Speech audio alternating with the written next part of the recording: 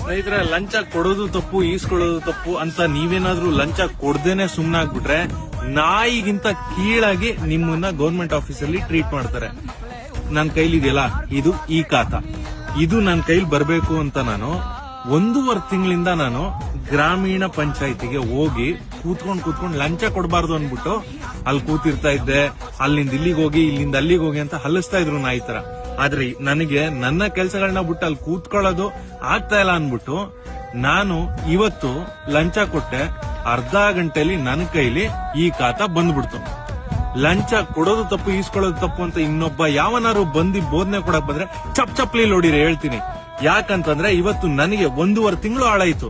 1.5 ತಿಂಗಳು ಹಾಳಾಗಿದ್ದಲ್ದೇನೆ ನಾನ್ ಕಷ್ಟಪಟ್ಟು ದುಡ್ದಿರೋ ದುಡ್ಡು ಅದನ್ನ ಇನ್ನೊಬ್ರು ಡ್ರಾಯರ್ ಕೈಲೂ ಇಸ್ಕೊಳ್ಳಿಲ್ಲ. ಅದನ್ನ ಫಿಂಗರ್ ಪ್ರಿಂಟ್ ಇಲ್ಲಿಗೆ ಹಾಕ್ಬಿಡಿ ಸರ್ ಅನ್ಬಿಟ್ಟು ಏನೋ ದೊಡ್ಡ ಉಪಕಾರ ಮಾಡೋ ತರ ಇಸ್ಕೊಂಡ್ರು. ಈ ದೇಶದ ಕತೆ ಇಷ್ಟೇ.